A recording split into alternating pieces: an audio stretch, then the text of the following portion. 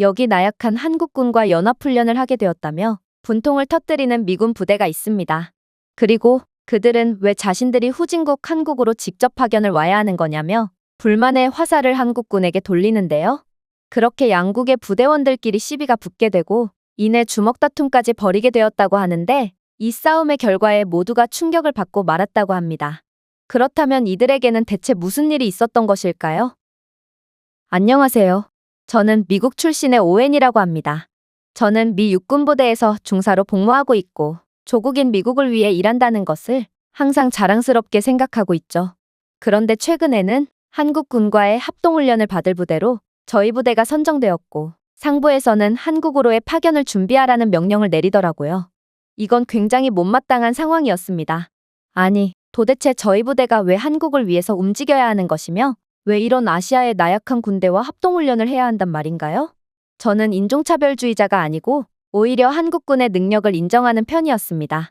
그러나 저는 일련의 경험을 통해 동양인은 군사작전 같은 강한 정신력과 신체 능력을 필요로 하는 상황에서는 적합하지 않다는 생각을 하게 됐죠.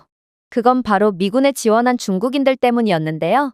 몇 년 전부터 영주권 취득을 위해 미군에 입대하는 중국인들이 상당히 늘어났고 이들은 늘 형편없는 모습만을 보여서 오히려 부대의 사기저하 및 군사작전 능력을 저하시켰거든요. 일단 중국인들은 작고 왜소한 신체를 가졌는데요.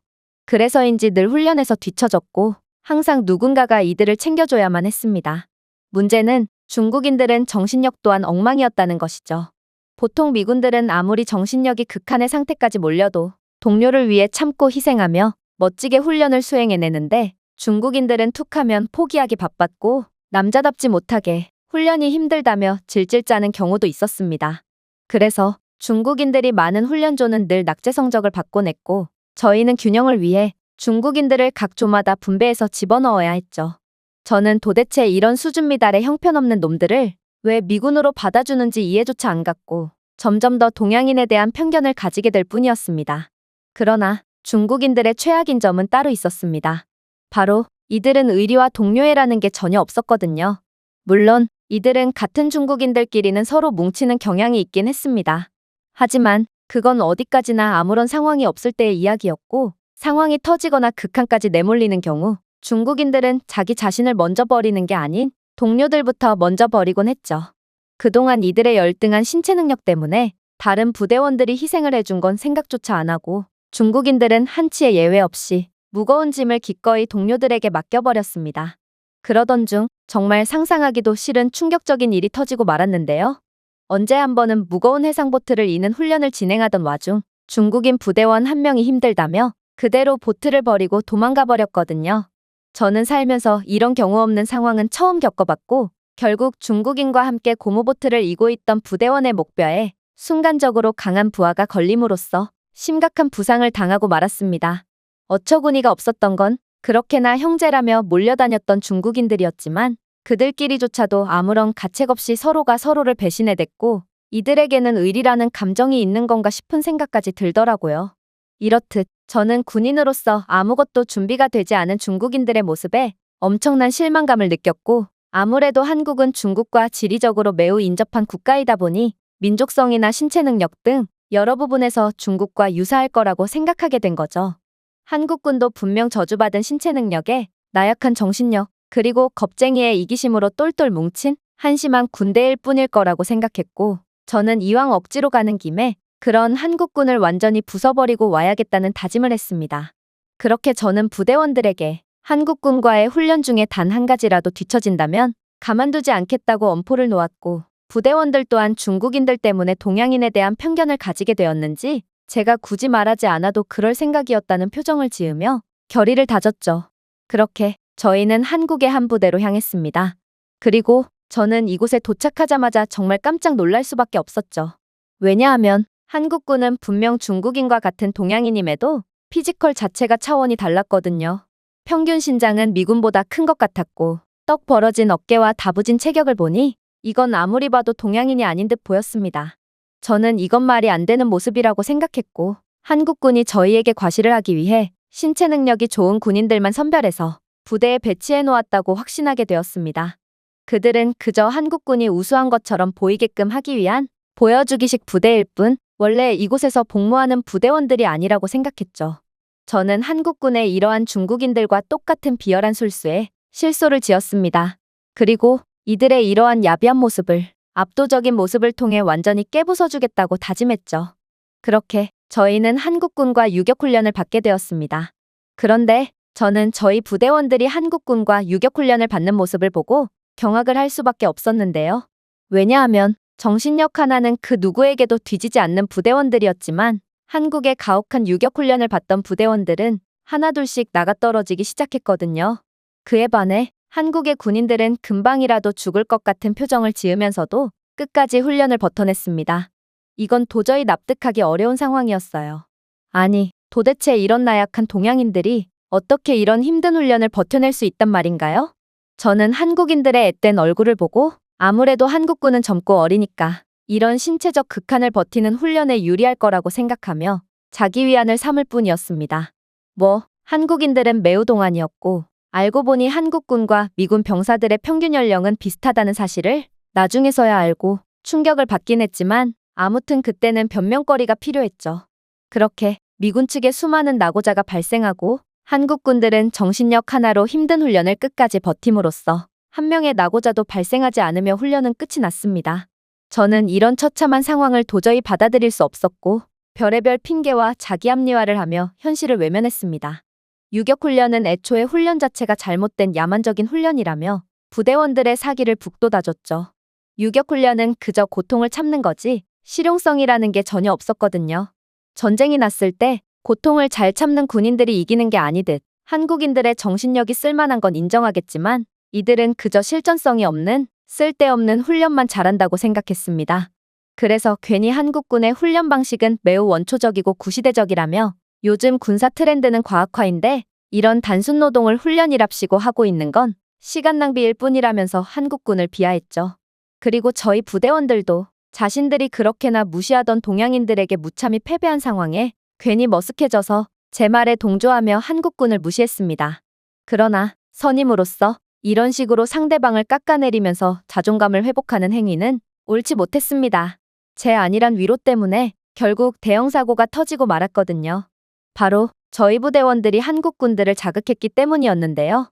패배로 인해 자존심이 상했던 부대원 몇 명은 한국군 병사들 앞에서 영어를 사용하며 대놓고 한국인들을 비하했는데 한국인들은 매우 수준 높은 영어 실력을 갖고 있는지 부대원들의 영어를 전부 이해하고 말았던 것입니다. 결국 이렇게 시작된 싸움은 이내 패싸움으로까지 번질 위기에 처해버렸고 도저히 합동훈련을 이어나갈 수 없을 것 같을 정도로 상황은 걷잡을 수 없이 악화되고 말았습니다. 사실 이건 저희 잘못이 맞고 먼저 사과해야 하는 게 맞습니다. 하지만 이런 상황에서 나약한 중국인들은 항상 빌빌 기곤했기에 부대원들은 한국군의 터프한 면모를 보고 꽤나 자존심이 상한 모양이었고 절대로 먼저 사과하려고 하지 않더라고요. 그렇게 훈련은 계속해서 연기되었고 골머리를 앓고 있던 그때 한국군 측의 선임부사관이 기묘한 제안을 하나 해오더군요. 바로 상황이 생각보다 심각해졌고 그냥 좋게 넘어갈 수 있는 단계가 지난 것 같으니 양측의 무술을 겨뤄서 패배하는 쪽이 먼저 사과하고 훈련을 이어나가자는 제안이었습니다. 사실 이건 미국 측에서는 거절할 이유가 없었습니다. 미국에서 가장 인기가 많은 스포츠는 바로 복싱이고 이건 전 세계에서 가장 실용적이고 강력한 무술이거든요. 반면에 한국의 태권도는 무술이라고 보기에도 민망한 무용 따위였기 때문에 이건 성인 어른이 5살 먹은 어린아이와 싸우는 꼴이었습니다. 심지어 저희 부대에는 프로 전적까지 있는 복싱 선수 출신의 부대원까지 있었기에 이건 그야말로 질 수가 없는 싸움이었죠. 그렇게 일방적일 거라 예상되는 무술 대회는 바로 시작되었습니다. 처음에 저희 부대원들은 우스꽝스러운 자세를 잡고 있는 한국군 선수를 보고 조롱과 비웃음을 보냈는데요. 그런데 그가 발차기 한 번을 내지름과 동시에 관중석의 분위기는 급속도로 얼어붙어 버렸습니다. 바로 경기 시작과 동시에 한국 선수는 강한 돌려차기를 통해 미군 선수의 간을 정통으로 맞췄기 때문이었는데요. 아무래도 킥방어가 전혀 안 되는 복싱의 특성상 아이언 피스트라는 닉네임을 가지고 있던 도노번 병장은 별명과 어울리지 않게 그 자리에서 숨도 못 쉰 채 쓰러져 버렸습니다. 하지만 병장은 자신의 패배를 인정하지 않았죠. 복싱에서는 어느 정도의 다운이 허용된다며 다시 경기를 재개하자고 재촉했거든요. 그러나 도노번의 주먹은 완벽한 거리제기를 보여주는 한국 선수의 얼굴에 전혀 닿지 않았습니다.